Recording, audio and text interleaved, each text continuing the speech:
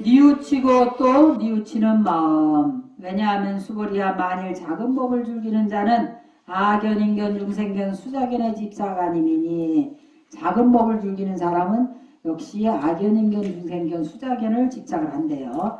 그래서 이 경을 듣고 받아지녀 독송해서 다른 사람을 위해 해설하지 못하느니라.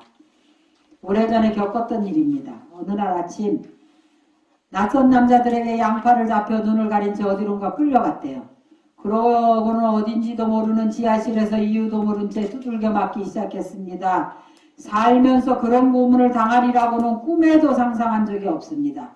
그렇게 무자비하게 맞고 있자니 분노가 이루 말할 수 없이 치솟았습니다. 고문은 그칠 줄을 몰랐습니다.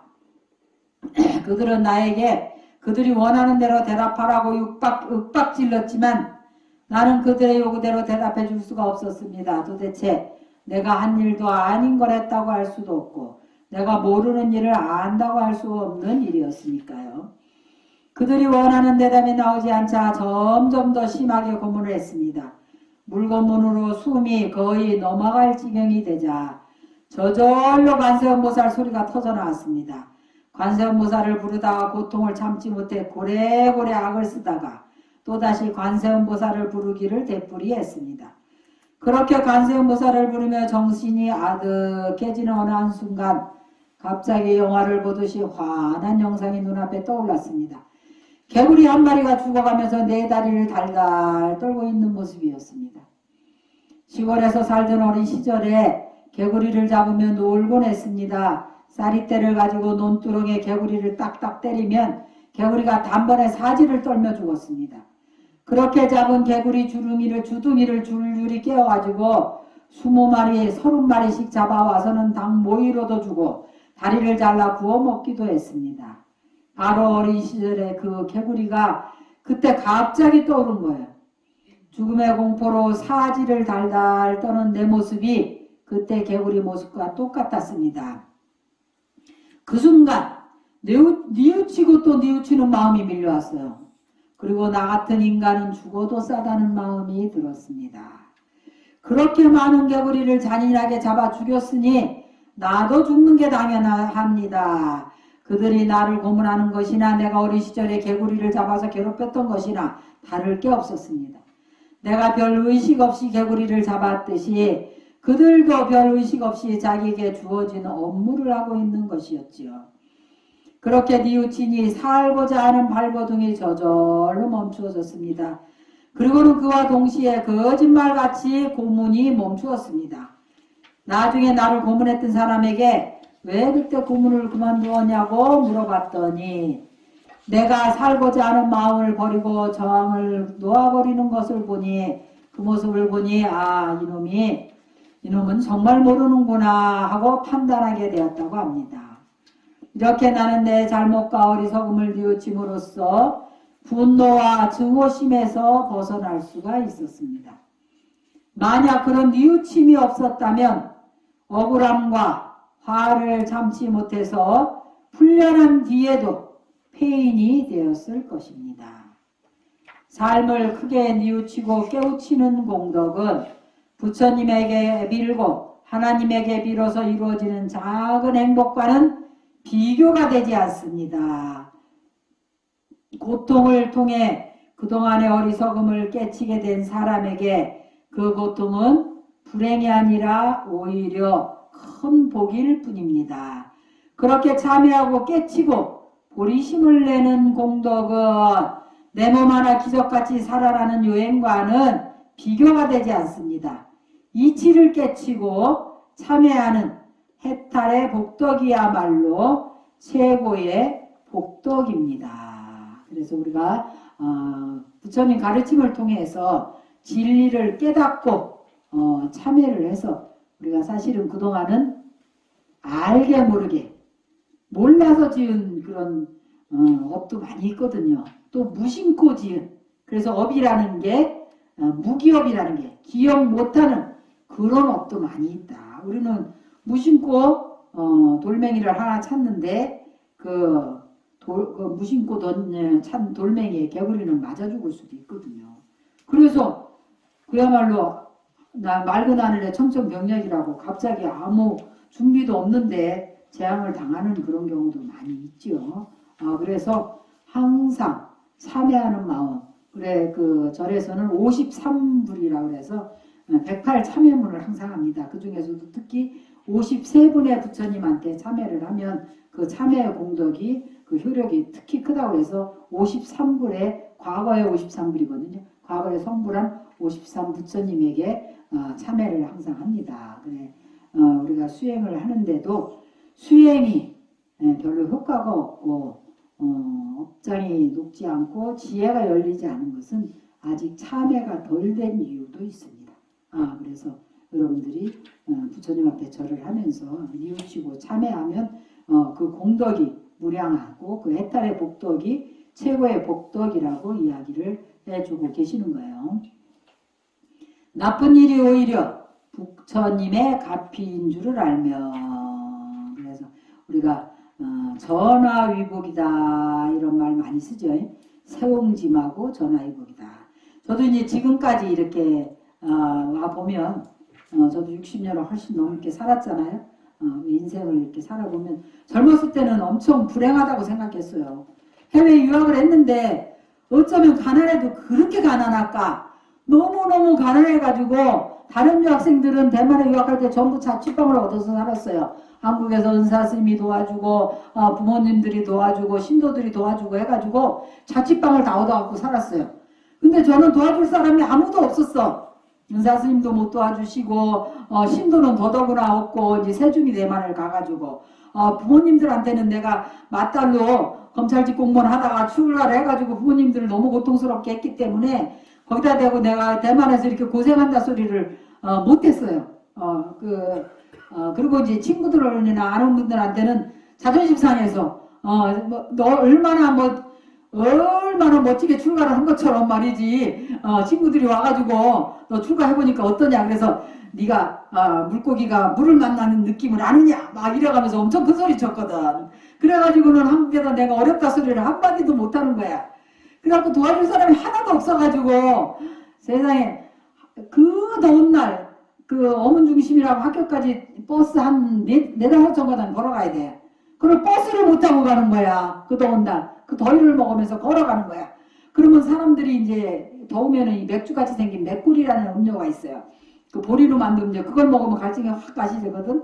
그럼 그 맥꿀이라는 음료를 사람들이 이렇게 벌컥벌컥 마시고 있으면 침을 질질 흘리면서 쳐다보는 거야. 어쩌면 저는 맥콜을 다 사먹나.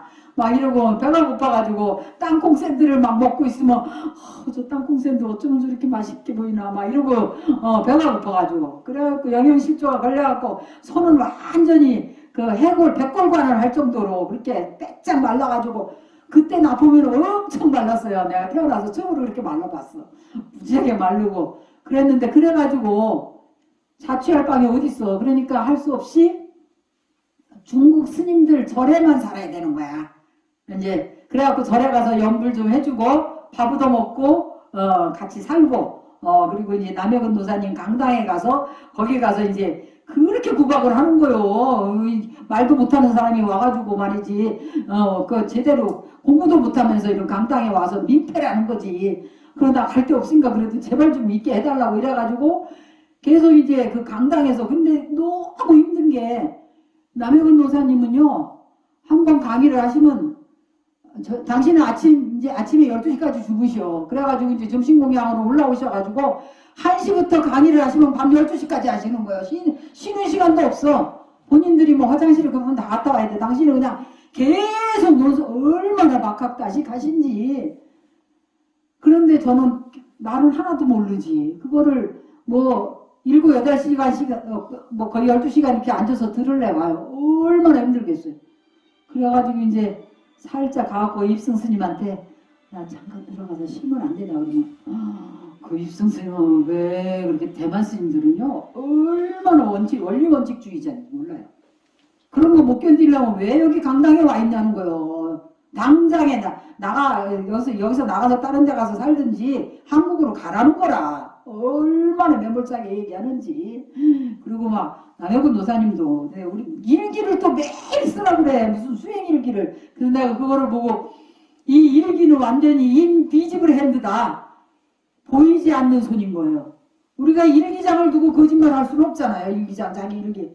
거기다가 이제 또 중국말을 모르니까 엄청 뭐랄까, 완전 중학교 1학년 수준이나 내가 국민학교 수준으로 일기를 쓰는 거야. 나는 오늘 너무 힘들었다는 둥, 뭐 배가 고팠다는 둥, 이런 거밖에, 뭐 수행은 뭐 그렇게 수행이 되겠어. 언어 수준이 그 사람의 수준을 좌우하더만, 내가 보니까. 그러니까 그 당시 수준은 만화책이 너무 재밌더라고. 언어를 모르니까. 그래갖고 만화책, 무슨 논어맹자, 공자 이런 것도 다 만화로 나와 있어요. 그래서 그래도 뭐 이런 일반 만화는 안 보고 불교책도 이제 만화로 많이 나와 있거든, 중국에는. 그래서 만화책으로 많이 공부를 했는데, 그래가지고 그렇게 구박을 당하면서 이제 중국철학에 있을 수가 없었어요. 그래가지고 나중에 이제 대학이라는 데를 하도 중국절에 있기가 힘이 들어갖고, 이제 도저히 남의 집에, 남의 집으로 빌부터 사는 것도 이거 보통 문제 아니고, 이거 언어의 수준이 그 사람의 수준을 좌우하는구나 생각이 들어서, 그렇다면 내가 언어를 좀 제대로 배워봐야 되겠다 해서, 이제 문화대학의 중문과, 우리나라로 말하면 국문과지, 대학의 국문과를 가기로 해서 가갖고 이제 학교에 가서 공부를 하고 시험을 보는데, 그 사람들이 깜짝 놀라는 거예요. 말 잘하는 한국 사람은 봤지만 이렇게 글까지 잘 쓰는 한국 사람 처음 봤다는 거예요. 한국 사람 맞냐는 거예요.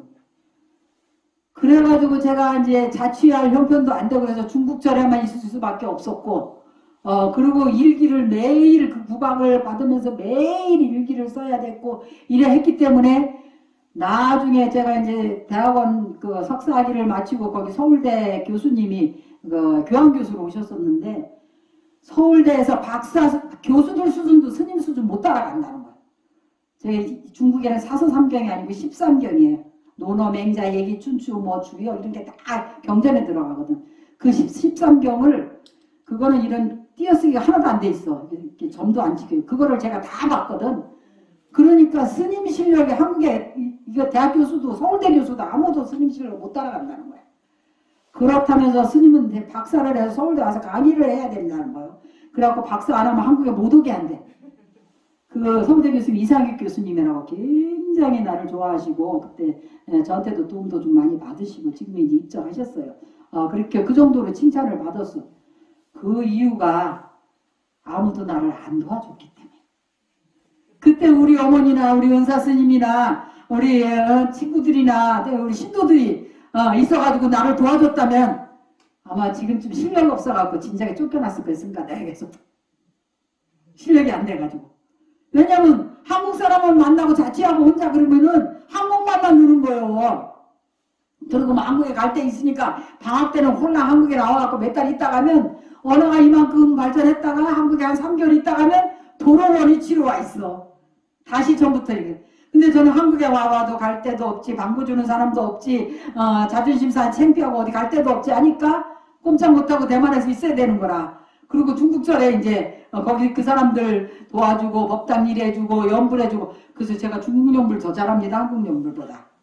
그래가지고 맨날 붙여주고, 판공사, 공적인 일을 먼저 하고, 그 다음에 공적인 일 마치고 하면 판사사야라고 맨날 붙여주고, 대종 쳐주고, 맨날 그런 거 했어요. 그래서 연불도 잘하고, 또 이제 중국 스님들이 또 어디 연불하러 가야 되면 꼭 몇 사람이 딱 맞춰져야 돼. 네 사람이나 이렇게 맞춰져야 되면, 한 사람 모자르면 저한테 전화해가지고, 서로 스님이 한 사람 모자른데 스님 와서 연불 좀 해야 되겠다. 그러면 가서 연불해주면 또 보시 받아가지고, 그걸로 또 한 학기 학비 벌어가지고 내고, 그런 덕분에. 그래서, 인생은 참 새옹지마구나. 전화해보기는.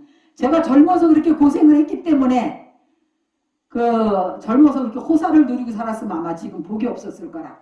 그런데 젊어서 너무나 고생을 하다못해 맷골 땅콩 샌드 하나를 못 사먹고 그래 고생을 했기 때문에 지금은 누구보다 부자예요. 저 엄청 부자거든요. 이렇게 근심도 있고. 그래서 그렇지 않나. 그런데 오히려 나쁜 일이 부처님 값이다. 그 당시 부처님 이게 값이라고 생각했어. 저도. 왜냐면 그 당시 뭐가 유행했냐면 측천무라는 영화가 유행했어요. 그래 측천무가 굉장히 어렵게 황제가 되거든. 그때 이제 절에 들어가서 행자 생활을 하면서 막 무거운 물도 딛고 내 장작 패고 막 굉장히 고생을 많이 해요. 하면서 맨날 외우는 말이 뭐냐면 맹자의 고사편이라는 게 있어. 제자에게 일러주는 고사편인데 거기에 무슨 말이냐면 하늘이 이 사람에게 대임을 내리려고 할 때에 그 사람의 부족한 점을 채워주기 위해서 그 사람의 몸과 마음을 힘들게 한다는 거예요. 일부러 더 대임을 내리고자 한다. 이래가지고 저도 이제 또 거기서 또 특천무를 배워가지고 하늘이 나한테 대임을 내리고자 하기 때문에 나로 하여금 이렇게 찢어지게 가난해가지고 남이 절에 이렇게 눈칫밥만 먹게 하고 말이지 이렇게 구박받게 하고 내가 한국에서 그래도 학교 다닐 때 전교에서 1등만 하던 사람을 남해군 노사님이 막 그 일기장을 집어 던지시면서 밥통! 쌈통! 막 이러시었네. 밥통이라고. 너 한국에서 중학교나 나왔냐고 막 소리 지르시고 그러면 나는 막 속으로 막 분해가지고 내가 이제 다음에 이런 일기를 쓰나 보자 하고 막 책을 들고 막 다 외우는 거예요. 화장실에 앉아서도 외우는 거예요. 그냥 계속. 그래갖고 나중에 피를 토할 때까지 외웠어. 너무 자존심 상해가지고. 그래 놓으니까 뭐 한문을 봐도 줄줄줄 외우고 지금 승가대에서 우리 학인 스님들이 막 내가 줄줄줄 막 이렇게 아유 교수 스님은 서로 교수 스님은 모르는 한문 있으세요? 모르는 문장 있으시냐고 막 이렇게 물어본다니까 학인들이 하도 놀래가지고 내가 막 줄줄 그때 하도 남해군 노사님한테 구박을 받아갖고 전부 경전을 막 다 외워놓으니까 그래서 그런 것이 젊어서 고생은 사서도 하고 부처님 갑비가 아닌가 뭐 여기 저기 우리 법륜스님 말씀하셨는데 저는 또 제 경험담이 너무 많아가지고 하려면 한참 해야 되는 게 여기까지만 할게요. 만약 호랑이가 마을에 다른 사람을 물어 죽였다면 안타까운 마음은 늘겠지만 남의 일이라고 여기겠지요. 하지만 다시는 나 같은 불행을 당하는 사람이 없도록 살생의 죄업을 받겠다는 말함으로 이게 뭐 호랑이가 왜 나왔지? 다시 처음부터 봅시다. 옛날에는 호랑이가 마을로 내려와서 사람을 물어 죽이는 일이 종종 있었다고 합니다. 부모가 호랑이에게 물려 죽었다면 그 자식은 원수를 갚을 작정으로 호랑이를 잡겠다고 나설 겁니다. 그렇게 분노와 적개심에 가득 차서 호랑이를 죽인다면 그것은 살생이고 그때의 마음은 중생심에 불과합니다. 하지만 다시는 나같이 불행을 당하는 사람이 없도록 살생의 죄업을 내가 받겠다라는 마음으로 호랑이를 죽였다면 그것은 중생심이 아닙니다. 그러한 행위는 한풀이도 복수도 세상을 외면한 것도 아닌 보살이 세상을 정토로 만들어가는 마음입니다. 그래서 중생들을 위해서 내가 죄업을 받겠다는 그런 마음이죠. 만약 호랑이가 마을에 다른 사람을 물어 죽였다면 안타까운 마음은 들겠지만 남의 일이라고만 여기겠지요. 내 심으로는 내 일이 아닌 게 다행이라고는 마음도 들 것입니다. 하지만 호랑이가 내 부모를 죽였기 때문에 나는 그 고통이 얼마나 큰지를 알게 되었고 남의 불행을 막으려는 보살행까지 할 수 있게 되는 것입니다. 사람들은 불행을 행복으로 삼고 보살심의 씨앗으로 삼는다는 게 현실과는 동떨어진 불가능한 일이라고 생각하는데 사실은 우리 삶 속에서 얼마든지 실현 가능하고 또 실제로 일어나는 일들입니다. 길을 걷다가 돌부리에 걸려서 넘어졌을 때 보살은 넘어진 김에 그 돌부리를 캐내어 다른 사람들이 다치지 않도록 치워버립니다. 넘어져서 무릎이 깨지는 손실을 입었다고 생각하는 게 아니라 넘어짐으로써 돌을 발견했으니 그 돌을 캐낼 수 있는 기회가 생겼다라고 생각을 합니다. 그래서 우리가 어떤 일을 당할 때 참 이만하기 다행이다. 액땜했다. 이런 얘기 많이 하죠.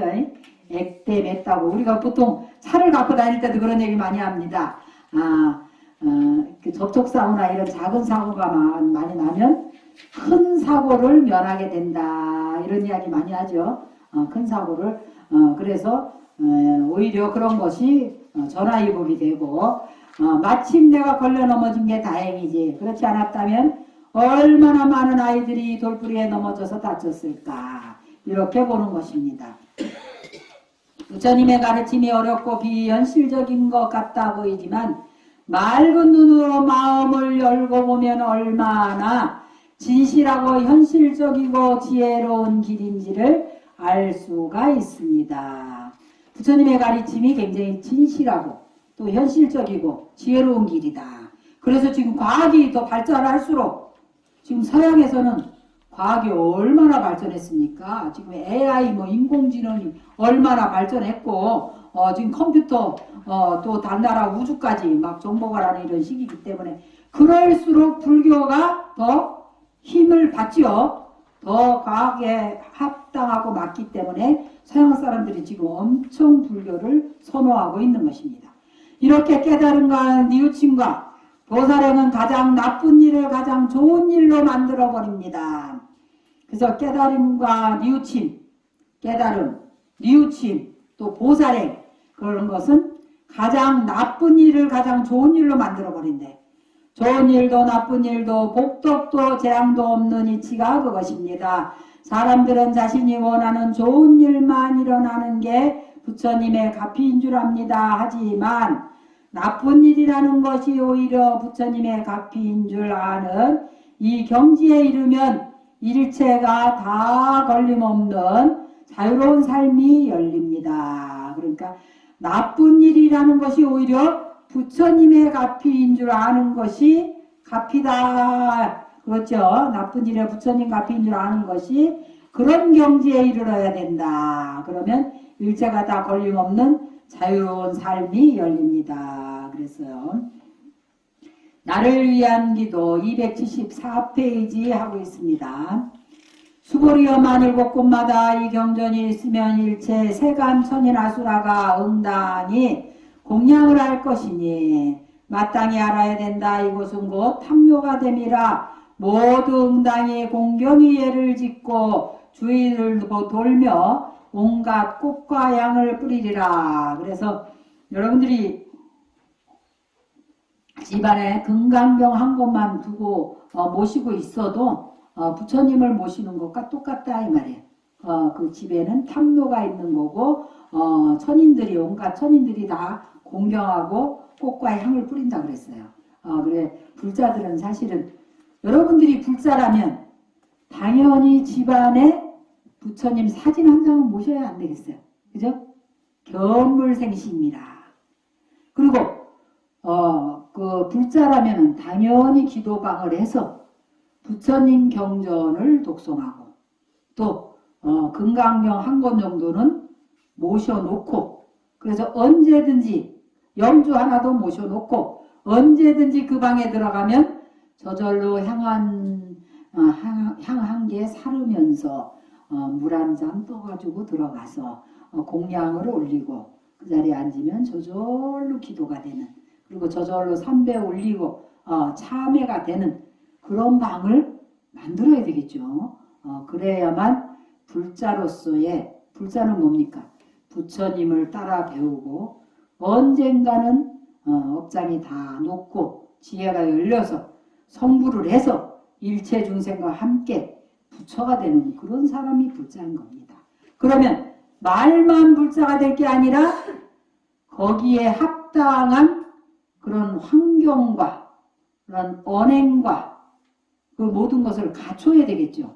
그래서 나로 하여금 실제로 부처가 될 수 있는 행을 할 수 있는 환경을 조성을 해 놓아야 된다.